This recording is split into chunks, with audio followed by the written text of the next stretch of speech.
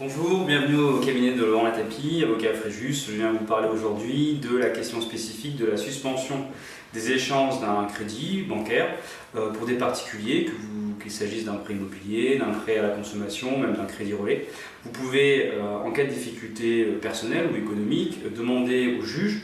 d'obtenir une suspension judiciaire des échanges de votre crédit si, par extraordinaire, la banque se refuse à vous donner un peu de temps. Il est effectivement pas rare que la vie est ainsi faite que vous rencontrez des difficultés en cas de séparation, en cas de licenciement, ou encore plus dans ces dernières années 2020-2021 avec les problématiques économiques liées au confinement, à l'état d'urgence sanitaire et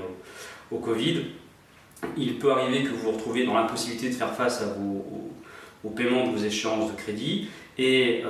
classiquement, lorsque vous vous retrouvez avec un ou plusieurs impayés, les consommateurs et emprunteurs qui se retrouvent en difficulté vont tenter de négocier avec la banque des délais pour rattraper les échéances en retard et pour reprendre l'échéancier dans de bonnes conditions. Il peut arriver que la banque s'y refuse, alors même que c'est quand même votre principal partenaire économique, alors même que les contrats permettent certains assouplissements, mais souvent ces assouplissements sont de très courte durée, ils sont généralement générateurs d'intérêts importants, d'intérêts intercalaires qui viennent grossir la créance. Dans l'hypothèse où vous vous heurtez à un refus de la banque ou même à leur silence, il apparaît important de ne pas opter pour une politique d'autruche, mais bel et bien de prendre les devants, prendre l'initiative, et vous pouvez, si la banque se refuse à vous donner de délai confortable, si la banque ne vous répond pas, de saisir le juge qui peut, au visage des dispositions du Code de la consommation, plus particulièrement l'article 314-20 du Code de la consommation, vous donner des délais. Ces délais vous permettent d'obtenir jusqu'à 2 ans de suspension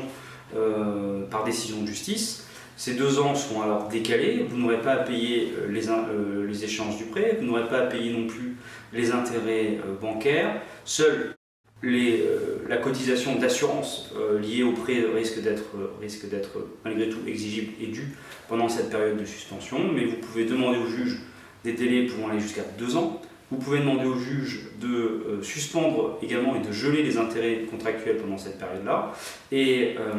pour pouvoir ensuite passer cette période difficile conjoncturelle, reprendre le crédit où il en était, sans vous mettre en difficulté avec la banque, sans vous exposer à une échange du terme qui pourra après permettre à la banque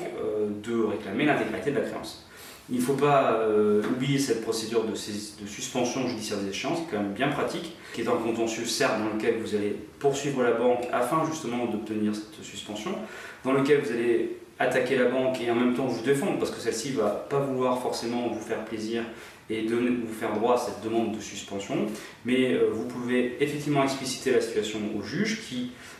sera en mesure de vous donner des délais. Les hypothèses sont nombreuses, il suffit d'une hypothèse de divorce où le couple se sépare, où l'un des deux se retrouve seul dans le domicile conjugal et ne peut plus faire face aux échéances du crédit le temps que le divorce soit prononcé. Il peut également arriver qu'il y ait des difficultés en cas de licenciement et avec une perte de salaire importante, ou bien encore en cas d'accident, en cas de maladie, le temps que la compagnie d'assurance prenne en charge